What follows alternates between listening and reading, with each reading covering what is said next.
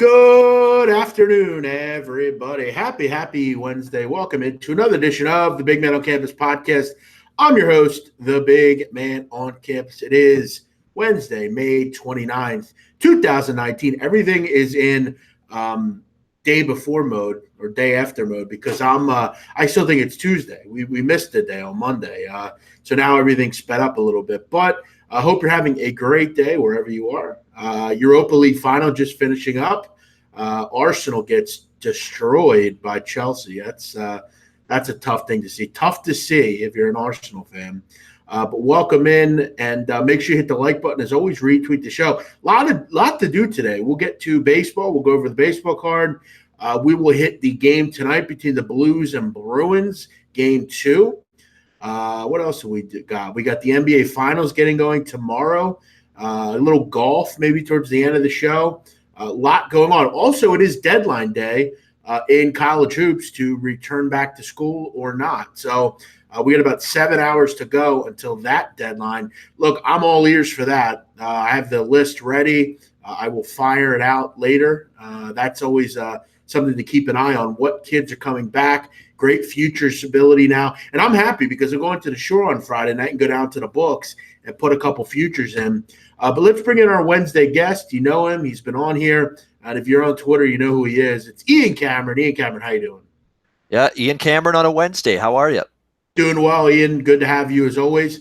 Definitely, we look forward to seeing you. Always interesting to hear what you have to say. And I know you're doing some good things this year in baseball. You got something going on there, which is exciting. So always interested to hear your opinion. I don't love this card tonight. I got to be honest with you. And I think there's spots to maybe slightly get involved with, but you get some games where there looks like to be an obvious side, yet sharp money's going the other way. So we'll kind of highlight some of that stuff. But how's baseball been treating you?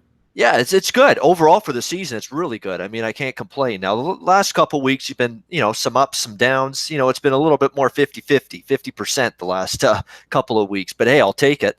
We're not really giving a ton of it back just yet. We're more than happy after a strong start to just go 50-50, tread water. Sometimes you got to do that, not just in baseball, big man. You know that in every sport.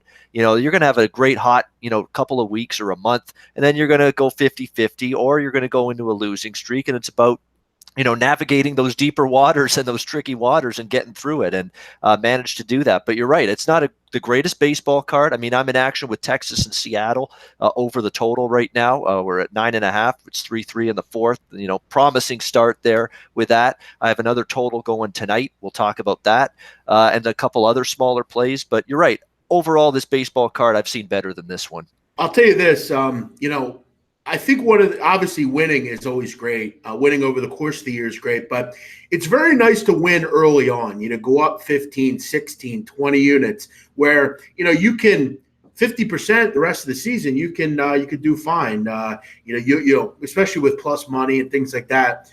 You always remember those seasons. That basketball season I won on, not last year, but the year before. I mean, everything seemed to work out. And, the way I bet, once you kind of get up there where you're making 20, 30 units, you can just bet a game or two a day and you'll be good to go. But good to hear you're doing well, Ian, in baseball. We'll get, obviously, your opinions. Last night, a free play I gave out, didn't get the job done. Quite surprising. Had a good matchup for the Dodgers against Steven Matz. A lot of lefties in that lineup for the Dodgers. Matz had struggled all season, and he pitched pretty well last night. A lot of people got hurt with the Dodgers last night, laying a big number. I also had the Brewers. That was a premium play I sent out. The Brewers, feeble at bats. Last 2 plays I've sent out, a lot of feeble at bats for the Padres and Brewers. Just ugly stuff. That Twins team is very good. Hard to bet against that group right now. But welcome into the chat. If you're out there, you haven't joined us on the chat, say hello. And we thank you for watching, as always. And if you're watching this show later, you're catching it on a replay, welcome in. Thanks for checking out the show here. All right, One Ian, thing quickly before we get into baseball about the Minnesota Twins, and this is something, if you're listening and watching the show, make note of this for the future reference. Normally in sports, basketball, football, hockey especially, Good teams bounce back usually when they don't play well or off a loss, as I like to say. And you see a lot of times where these good teams in other sports, when they're off a loss, I want to bet on them. I don't usually go on the off a loss thing in baseball too much, and I don't make as big a deal of it in baseball because it's a long season. Pitching matchups go a long way to determining how you handicap each game. But the Minnesota Twins are one of those teams where when they have lost the previous game, you want to pay attention to that. They're now 14-3 off a loss this season.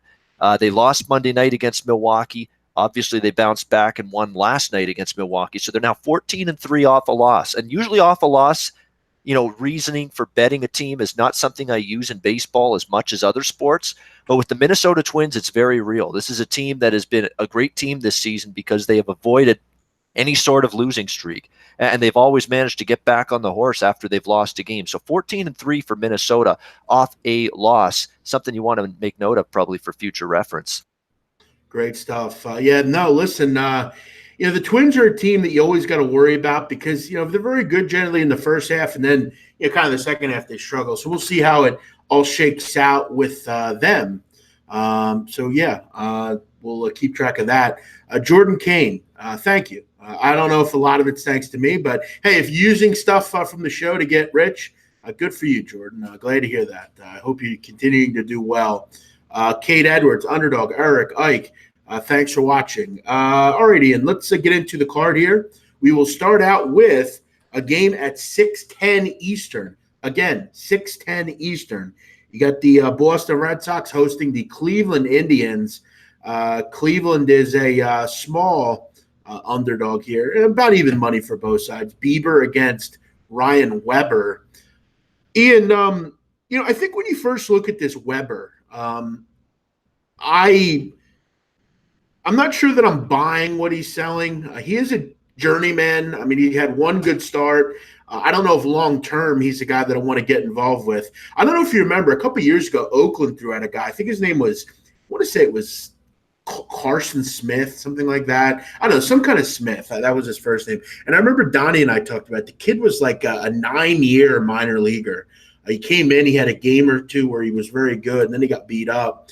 I would definitely worry about Weber long-term. You look at the two teams he's faced. He's going to face Cleveland tonight. He faced Toronto as well. Two lineups that he should be able to deal with. This Cleveland team, I mean, how do you trust this group? They just don't hit. They've struggled all year at the plate. The lineup tonight doesn't look very good at all. And look, I mean, you lose Brantley. Kipnis has not been the same player for a while. You lose Edwin Encarnacion, everyone's gone as well. I mean, they've lost a lot of talent on this team over the last couple of years. Lindor has really been the only saving grace for them over the years. Luckily, they've had him in the lineup. But, for most of this lineup, I mean, Ian, you look at the bottom of this lineup, Kipnis, 225, Ramirez, 204, Jake Bowers tonight, 210, Greg Allen, 106, Plawecki, 140. I mean, just a shit lineup they're throwing out tonight. I'm looking at this game. Both pitchers very solid. I see a total at 9. I don't know if the Red Sox are going to bust out. Bieber's been very good. Bullpens are both pretty solid here. I hate that the fact that it's in Fenway. I'm never a big over or under fan at Fenway, but that's kind of an angle I have here. Just kind of wanted to bring it up. I will think it's interesting to mention that Bieber, 111 pitches in 5 innings in his last start. That's a concern here. So, a game that it's kind of a bigger matchup, big teams, big names. But you look at this matchup, Ian, there's a lot to be desired for both sides here. Well, Cleveland was struggling to hit and for extended stretches this season. Then they got to Fenway Park and they put their hitting shoes on all of a sudden. 5 and 7 runs in the first 2 games of this series. And the Boston bullpen just completely gave that game away last night against Cleveland. The Cleveland rally in the 9th inning, turning a Boston lead into a Cleveland win. Not a good night whatsoever for the Boston Red Sox bullpen. Not at all.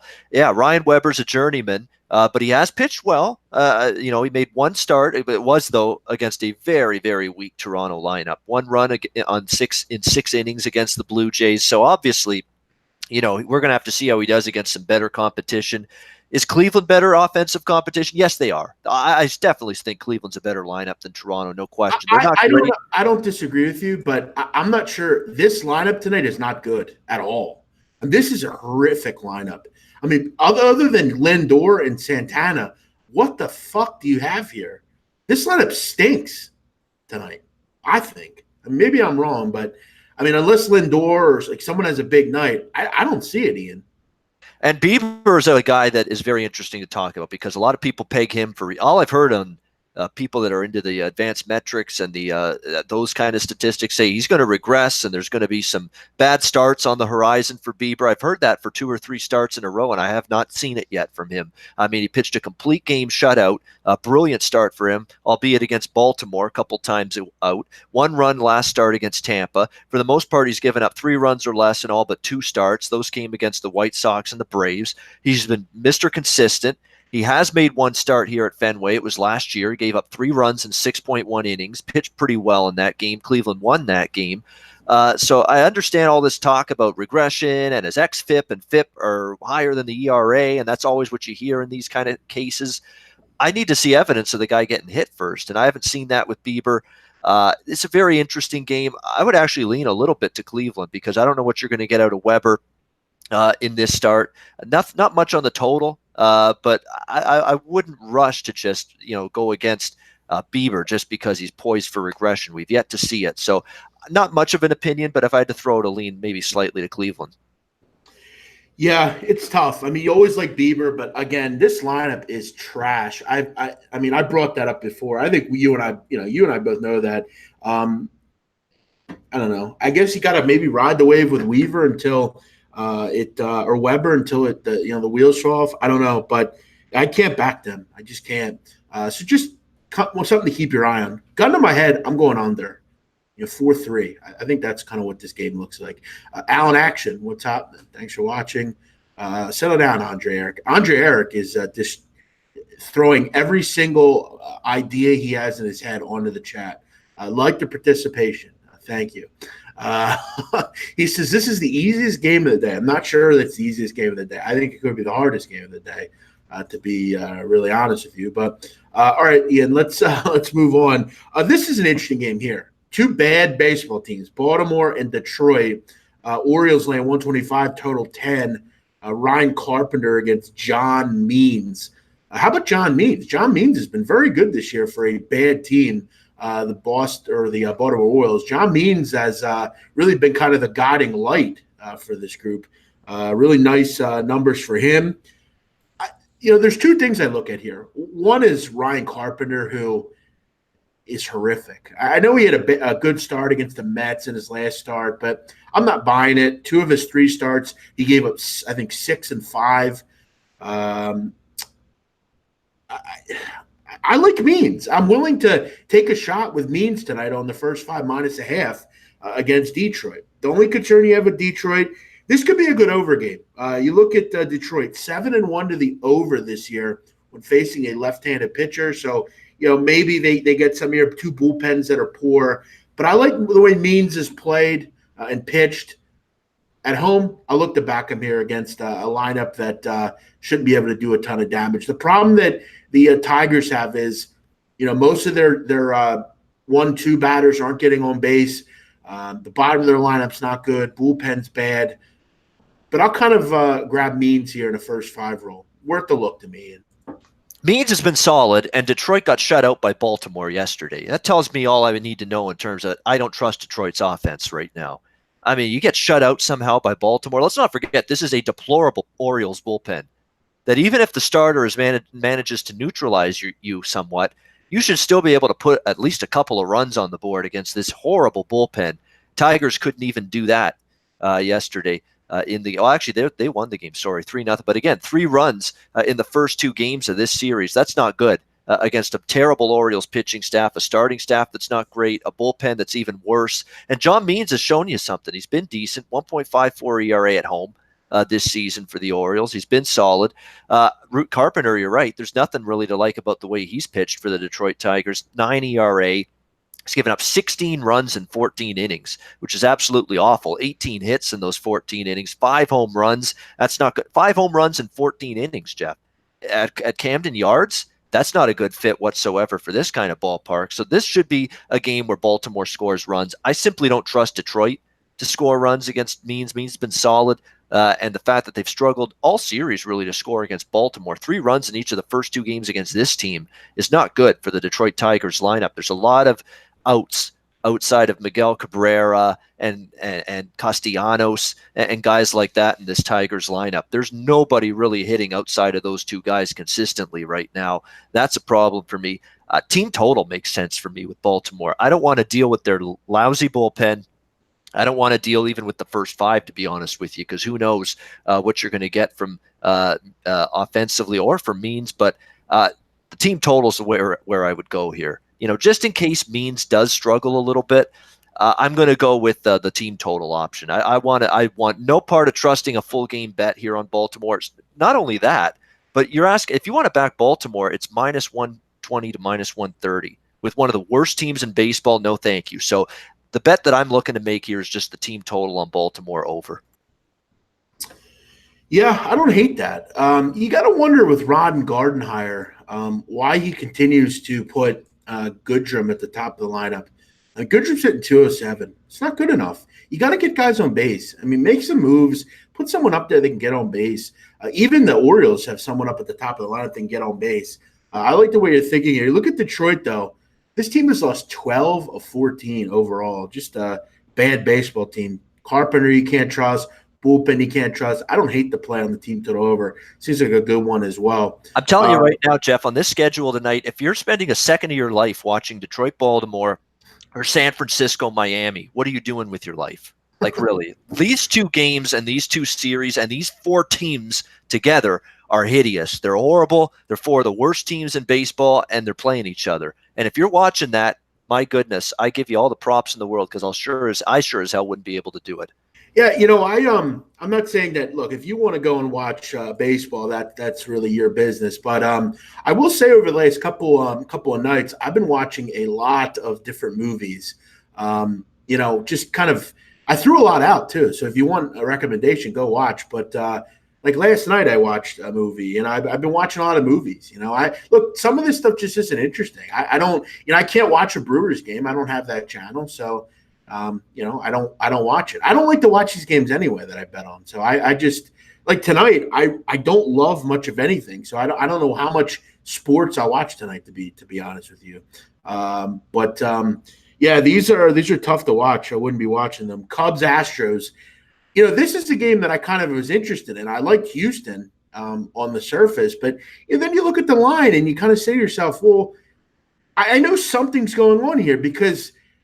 Houston is, likely the play, yet the Cubs are getting all the sharp money here. And there really nothing tells you why you should take the Cubs here. I mean, they're not they don't have a pitcher here that you're very excited about. I like Hendricks, but on the road, he just hasn't been very good. I mean, he's got an ERA over 6. Opponents are 3.19 off of him at home. And we know how good Houston is at home, 22-7. Wade Miley's been very good. They have the bullpen advantage here. I mean, why not take Houston? Do you just say to yourself, Ian, I'm getting Houston at a coin flip? I have to lay basically 101 or, about even money. Do I just play them here? Yeah, you know what? I'm on Houston here, small bet in this one. I mean, I don't love the situation with all the injuries for Houston. Obviously, Jose Altuve on the injured list, George Springer on the injured list, now Carlos Correa also on the injured list for the Astros. That hurts, there's no question. But they were without all 3 of those guys last night.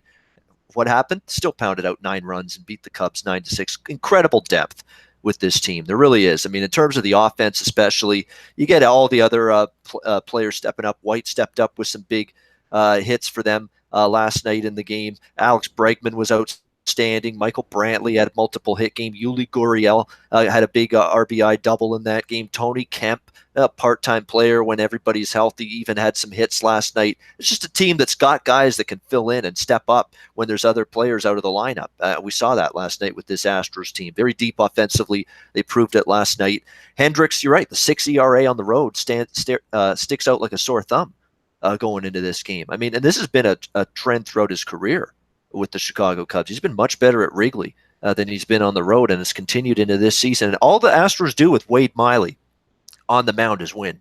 They've been outstanding. They're 8-3 in Miley's 11 trips to the mound, 5-0 in Miley's 5 home starts this season. Talk about even money at home with this Houston Astros team. And I know they've got 3, not just guys out, 3 key guys, obviously, 3 of their better players, Correa, Springer, and Altuve. I understand that. Last night they showed they could survive without him. I think they can do that again tonight. And again, the pitching matchup, all Miley's done has been consistent, giving this team a chance to win every start. So, at this price point, this is as cheap as you're going to get Houston, even with injuries. I understand it. But, yeah, I think the Astros, to me, were worth a look here. Yeah, I agree with you. I feel like with them, it's hard to just not grab them right now at this price. You also look at this Cubs team. Pitching has not been good lately. You look at the Cubs, last 8 games, opponents shooting 337 off the Cubs. Not good. Not good. So yeah, I definitely agree with you. I think Houston at this price, you got to take a shot. Top 5 favorite movies. Wow, that's a tough question. I put up my top 10 favorite movies a few weeks ago. You can search that out if you wanted. I will tell you, last night I watched, to me, one of the greatest movies ever made, Moonlight. You can knock me for it, but if you've never seen it, you should go watch it. If you understand movies and you understand how to make a movie, just a masterpiece of a movie. I think it's ridiculously good. It won an Oscar. It's fantastic. I would go watch it if you've not seen it. All right, Ian, let's move on. Houston sounds like a trap with that line. Yeah, that's the only concern with it. Kind of. That's why it's a small bet for me too. Yeah. I mean, you do have to see, Kemp and Marisnik and guys like this be able to do it again. I mean, they had a great night. They all pulled their weight. They all stepped up last night. Great night at the plate. All of them 9 runs, even without to think that this team put up 9 runs last night without Altuve, Correa, and Springer. Think about how great those 3 guys are. And they still put up 9 runs on the board against a solid Chicago team. That's pretty damn impressive. And I still think starting pitching-wise, Miley's got the edge, especially the way he's been at home over Hendricks on the road, who's been struggled at times. The Cubs bullpen's been a little shaky of late. Astros bullpen's been one of the best bullpens in baseball this season. Now, Osuna, the closer's had some scary moments the last few games. He's given up a couple home runs and hung on to save some of these games, but he's still had a tremendous year for the most part, and that whole bullpen's been very good. So all things put together, it's still reasonable price with Houston in my mind. Interesting stat here. Astros were home dogs 3 times last year and lost all 3. Yeah, definitely really interesting. Definitely really interesting. And look, I mean, Ian Hendricks stinks on the road. This is just a weird game. All right, let's go through a few more here. Kind of like a rapid fire here, and then we'll get maybe Ian's play of the day. Arizona, Colorado. This is an interesting game here. Arizona, another game where sharp money is grabbing the Colorado Rockies. Jeff Hoffman, who, I mean, he's not had much success in the MLB. Last year he struggled. This year he has struggled. Robbie Ray's been good, but Robbie Ray has struggled against a lot of hitters in this Colorado lineup. Nolan Arenado, 382 lifetime, 3 home runs, 9 RBIs. Desmond, 385 lifetime. Daniel Murphy, 3 of 10. So he's got a pretty solid average in 10 at-bats. Story's got 2 home runs off him. Tapia has a home run. So this lineup hits Robbie Ray. I feel like if you like the Rockies, you got to bet this game over the number, right? I mean, Arizona's going to hit Hoffman. I get a feeling this is one of those normal high-scoring games out at Coors. 2 bullpens, not great. You only got to throw out an 11 tonight. It's not 12 like last night. Any thoughts on this one? Yeah, I mean, Robbie, you always have to look when you're talking about the opposition pitchers. You need to be aware of how they pitch in this ballpark in particular. You want to know how they fare in other ballparks too, but Colorado is such a unique pitching environment. You want to have some kind of sense about how a pitcher's done historically there, and Robbie Ray struggled in Coors Field. And what's odd about him is he seems to struggle when there's guys on base.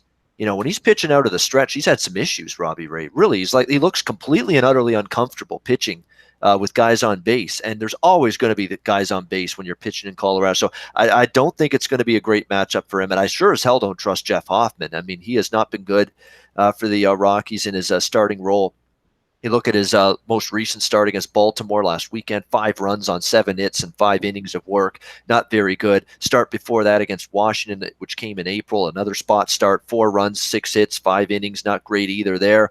He faced Arizona a couple of years ago in this ballpark, gave up 9 runs and 3.2 innings of work. That's not good. You look at the Rockies team, they've been able to hit lefties pretty well, which could be a concern here for Robbie Ray. I always prefer Arizona's lineup against lefties than righties, but Hoffman's not been good, and I still think they should be able to plate some runs. So in terms of this total, yeah, even at 11, it's over or pass for me. Yeah, I agree 100%. Lance says Arizona money line. Yeah, I hear you. I mean, obviously, I think a lot of people will zone in and think that, this Hoffman's no good, and he's not. But these wild games out of Coors, I mean, you just kind of throw away pitching because generally it really doesn't matter. Colorado's lineup, very good there. They've been very good recently. So definitely something to keep your eye on. Big Man, is it true Albanians suck at pizza? Barstool did a review at Rockies pizza, and Prez said it was horrible. Top comment said everyone knows Albanians can't make pizza. Listen, I'm not saying that that's true at all. Most pizzerias in New York City are run by Albanians. It's just the truth of the matter. I've never had that pizza, so I can't comment on it. That particular place, hey, look, if Dave says that pizza's not good, then I'll believe him. He's definitely a guy I would trust with pizza.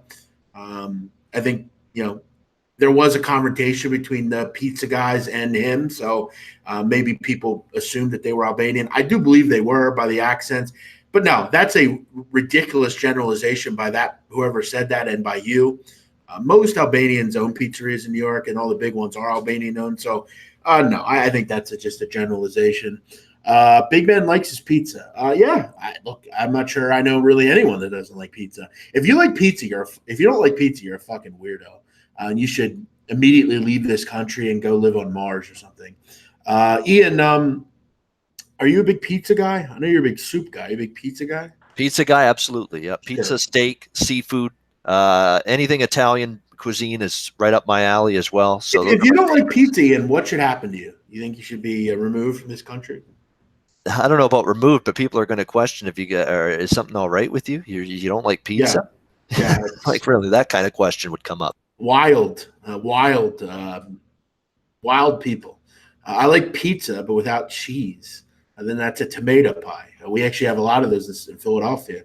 Definitely an odd thing, though. I mean, look, tomato pie is very good and all, but I like the cheese. That's wild. That's like saying I like a hamburger, but I don't like the burger. Kind of an odd comment, but hey, whatever you like, bro. We all like weird food. All right, Ian. Let's do one more. Let's go with the play that you like, Ian. What are you throwing out for us tonight? This is one where pitchers, you're going to look at them and you say, oh, I got to bet this game under the total, right?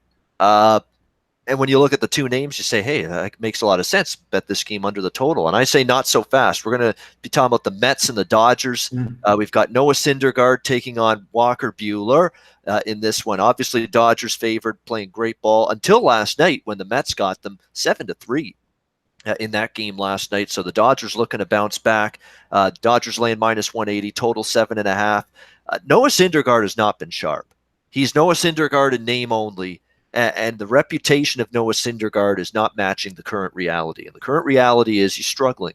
He's given up hard contact. He's given up a couple of home runs. He's been hit around a little bit. This is not vintage Noah Syndergaard for the New York Mets. And I have no doubt in my mind there's going to come a point this season where he pitches better and starts to turn it around. I'm not going to ask any pitcher to turn it around for me right now against this Dodgers team. This Dodgers lineup has been tremendous. I know they got cooled off a little bit last night, but even in the loss, Cody Bellinger, who's one of the best hitters going right now, still hit a home run, albeit in a losing effort last night. So I think this could be another start for Noah Syndergaard where he struggles a bit. The Mets bullpen behind him has been a little bit shaky and has been worked pretty heavily the last several games. So there should be opportunities, too, for the Dodgers to maybe tack on some runs late. And on the flip side for the LA Dodgers, Walker Buehler has definitely been better lately. There's no question. 0.95 ERA in his last 3 starts. He's pitching great. 2 earned runs in his last 19 innings. That's why the total is only 7.5 here. No question. And that's definitely a good sign. But You look at Walker Buehler, 6 innings, 7 innings, 5.1, 5.2, 6.1, 4, 5. The point is he's not pitching deep into games. He's not eating innings. And the Dodgers bullpen's an issue right now.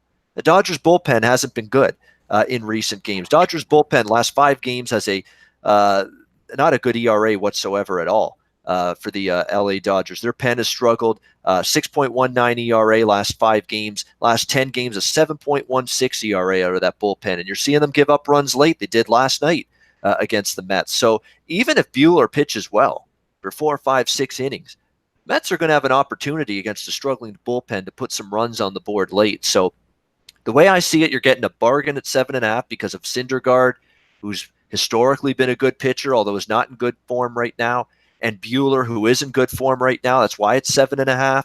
But you look at the New York Mets, it's a tremendous overrun they've been on. 6-1-1 to the over in their last 8 games. Dodgers games have gone over the total in 8 straight. They're on an 8-0 over the total streak coming into tonight. It's 7.5 because of the pitchers. I think it's too low. I think there's enough factors that are going to result in runs in this game. I don't trust Syndergaard against this hot Dodgers lineup.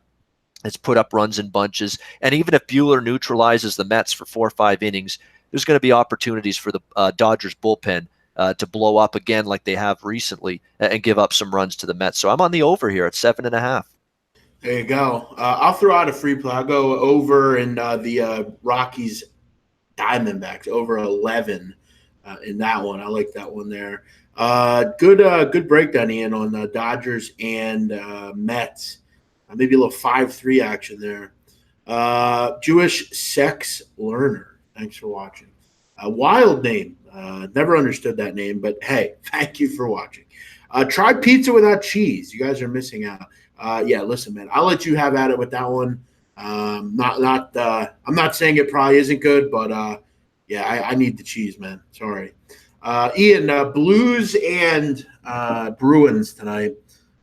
You got the Boston Bruins laying 165, 170.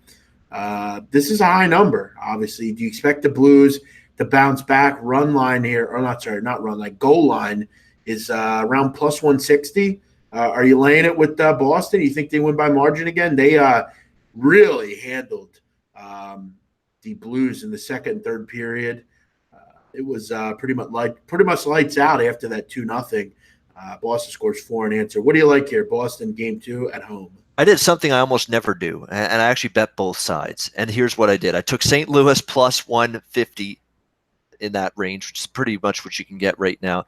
But I also took Boston puck line minus 1.5 plus 160. The goal is 1-1. Let's get profit. And that's the way a lot of big bettors think. They think, let's take plus money on both sides and let's get a profit out of it. Because here's how I see this game going. I think if St. Louis wins or plays better, a lot better, and they're going to have to than they did in game 1, they're going to win this game.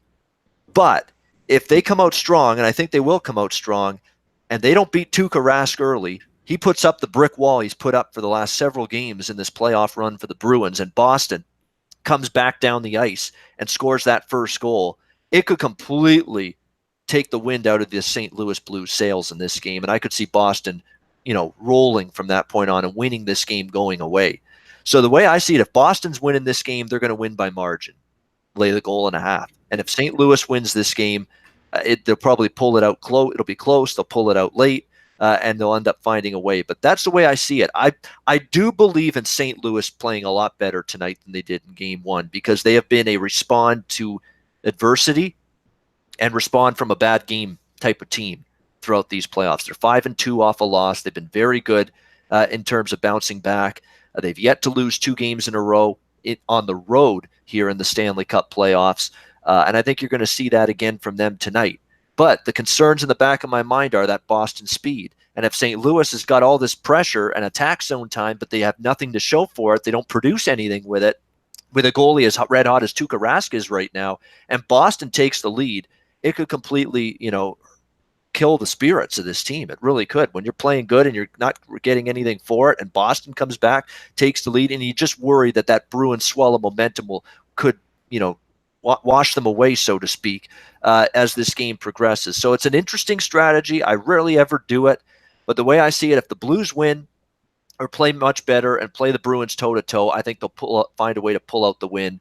And if Boston wins this game, more than likely I could see it getting away from the Blues in the second period. They fall behind 2 goals, 3 goals, like what happened with Carolina in the Eastern Finals against this Bruins team. So I'm looking for profit from one of these. So I've got St. Louis money line, Boston puck line. Again, I'm more than happy with just 1-1. I've got profit, and that's what my goal and my intention is with this game tonight. Fascinating, interesting breakdown for sure. Definitely kind of off the beaten path, but interesting nonetheless. A couple of comments here. Good luck, everybody. Thanks for watching. Appreciate that. Josh, Blues have been great off a loss in the postseason, but this is going to be a tough test. Yeah, you know what? And I'm gonna agree with that. I'm going to take the Blues. I'm going to do it. I'm going to take them. I think they bounce back tonight. I think we hear the fucking Gloria song. Look, at the end of the day, they were up 2-0 in this game, in game one. Look, I know that they're very good, Boston at home. I know that they have the ability and they're a better team probably overall. But I got a feeling the Blues play well here. I think Binnington's good tonight. I'll take a shot with the Blues, St. Louis Blues, in the game 2 of this game. Home team has dominated the series. Yeah, I hear you. Bruins sweep. Wow. Interesting. You don't see a Bruins sweep, do you, Ian? I'd be really shocked. I mean, unless this St. Louis team's completely run out of gas. But the one issue with St. Louis is their defense is big, they're physical, they're tough. They're not exactly mobile. And we saw some of the examples in game 1 where that Boston forward group, they were making the Bruin defenders turn, go after the puck, and they weren't able to win those foot races for loose pucks. That's a problem. If you're not winning foot races for loose pucks as a defenseman, that means you're stuck in your own zone more often. It means you're giving up more offensive zone time. You don't have the puck as much, and you're giving the opposition more scoring chances, more shots, and ultimately a chance for more goals. That was St. Louis's problem, especially in the last 2 periods of game 1 when the Boston came back from the 2-0 deficit to win. So the matchup of their defensemen dealing with the 4 lines of depth and speed that Boston showed in game 1, it's a matchup concern I've got not only tonight, but rest of the series. Good stuff, Ian. Great work. Ian, do you want to hang around for golf? I'm going to do Memorial picks. Did you have any you wanted to hang around with? Or a quick NBA thought, actually. First NBA Finals tomorrow night. I ain't going to do much with game 1.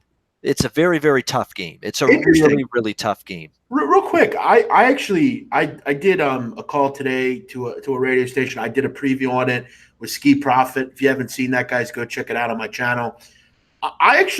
It's funny you said I disagree. I like Toronto in this game 1. I think they steal game 1. I think the line is odd, very odd. I think they kind of just go off of the the adrenaline of game 6 the other night. It's at home. They don't have to travel. I think they're ready to go in this game. I think defensively they'll be good.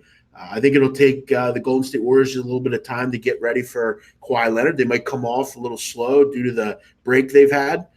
I don't hate Toronto in game 1. What are you thinking, Ian? I don't either, because from a situational perspective, here's the pros that this is why I've got some hope for Toronto going into game 1. Finishing that series against Milwaukee Saturday was the best thing they could have done.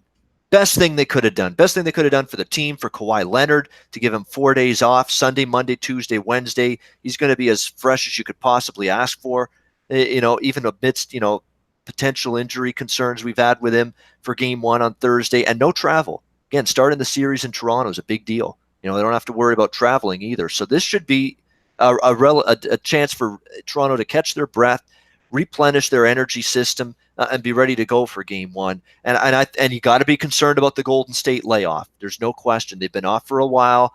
They've played tremendous basketball without Kevin Durant, in beating Houston on the road, closing them out, and then winning 4 straight against the Portland Trail Blazers. But Toronto's a different level of defense from Portland. I think that's pretty clear. We're going to find that out very quickly in this series. But here's the one issue I can't get by for Toronto, and why I'm hesitant to back them. It's their game 1s. Other than Philadelphia, your Sixers, Jeff, in the second round, it's been one game 1 loss after another for this team. And I can't figure out why that is. They just seem to be a team that's just needed that first game to get, traction. get a little sense of the matchups, get a little better feel for how to attack a certain team, how to defend a certain team, how to guard a certain team. But it's just been, and it's been consistent. It's been year in, year out. Game one struggles for Toronto. So full game, I'm not going to have a bet. I'd be more inclined, if you like Toronto, and I'm probably leaning Toronto too in game one, I'd be more inclined first quarter, first half with the Raptors. Get them early in the first 12, 24 minutes of the game when that Golden State layoff factor is going to be at its worst for them, and it's going to be at its most predominant. It's that first quarter and first half of the game. I would much rather back and bet the Raptors first quarter, first half in game one tomorrow night than the full game. As for the series, I think it's going 7. I think there's nothing that's going to come easy for Golden State. Hell, we don't even know. And they're looking like they're even less and less sure by the day. We have no clue if we're even going to see Kevin Durant in this series. Like, these calf injuries are a big deal. You know, they you cannot rush recovery time for an injury like this. You got to let it play out, and we don't know for sure if it's going to play out in time to allow Kevin Durant to play in this series. They're hoping game 3. They're hoping game 4 when the series is in Golden State at Oracle, but it's not at all a sure thing. And it completely changes, I think, Golden State's fortunes, obviously, of winning this NBA Finals with or without him. They can still do it without him, no question. But I think it's going to be a lot tougher against a team that can throw so many great defenders and bodies at this Golden State team, more than Portland could. That's definitely something that at some point they're going to need Kevin Durant back in this series. The question is, will we see him at this series? And the more as time goes on, the more people are getting a little more and more concerned about Durant's status for the remainder of this series. Yeah, it's definitely something to keep your eye on. I don't know if he'll play or not. You might just wait for it to happen and it never happens. But you look at your point about the game one. That's obviously a concern. It always has been with Toronto. But look at this line. They're a favorite. I mean, there's something going on here. I'm going to buy into it. I'm going to think that they can get the job done here at home. It's going to be a fascinating series. Definitely one that I think a lot of people are excited about. Can Toronto find a way to win the title? I was on with Morency yesterday, and we were talking about this series, and I said to him, what do you do here if you don't win the NBA Finals and Kawhi Leonard moves on? Where does Toronto go from here?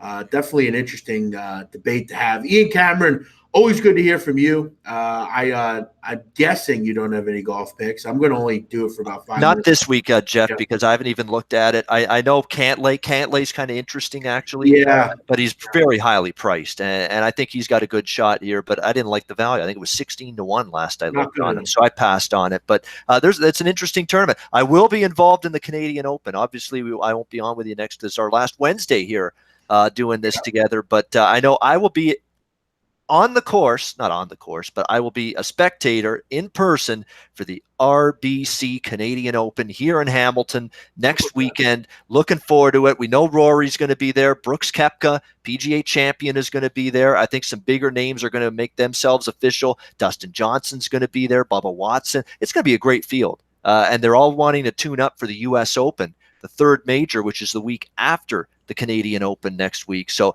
I expect a good field. I'll be there on the Saturday during the third round. That's the day I'm going. I'm looking forward to it. I've never been to a golf event live. I'm excited. Definitely looking forward to it. And that's a great golf course they're going to be at. Very cool. Good stuff. That'll be awesome, I'm sure. Ian Cameron, we will, I'm sure, talk to you again in the future. And, yeah, for anyone that doesn't know, Ian Cameron, this will be his last Wednesday on the show. I basically discussed yesterday that I just can't keep doing this show for an hour every day.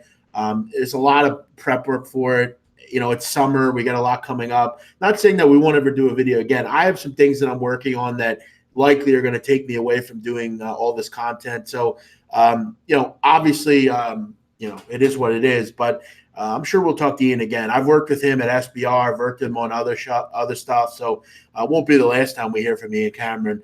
Ian, great stuff, man. We'll talk to you soon, all right? No doubt about it. And one last thing before I go. You know how it hit me that the NBA Finals are in Canada and Toronto for the first time? I flip on the TV 2 hours ago, and there's Rachel Nichols doing the jump right from Toronto inside the arena. So that's when you know, hey, this is real. The NBA Finals are in Canada. Unbelievable. I never thought I'd see the day. It definitely is real. Great work, Ian. Following on Twitter, @Abana. Thanks, Ian. All right, Jeff. Have a great night. Thanks to everyone for watching. Take care. Appreciate it, Ian. All right, guys, let's just jump through the Memorial here very quickly. I only have a few plays on it. Memorial, Moorfield Golf Course in Dublin, Ohio. I have just 3 plays. I didn't get the job done last week in the PGA Championship. I was close with a few, but nothing that got the job done. I'll go with 3 outrights here. If you're willing to tail, you can tail. Nobody's putting a gun to your head. I'm going to go 1. I'm going to go Matt Kuchar. I like what I'm seeing out of him recently. He's played well. He's finished top 12 or better in his last 5 matches that he's played in. He's won here before. Like the way he's playing right now. I think he's worth the look. A lot of people obviously will bring up the jokes with him and all that kind of thing, but he's actually playing really well right now at 18-1. I'm going to go with Kuchar.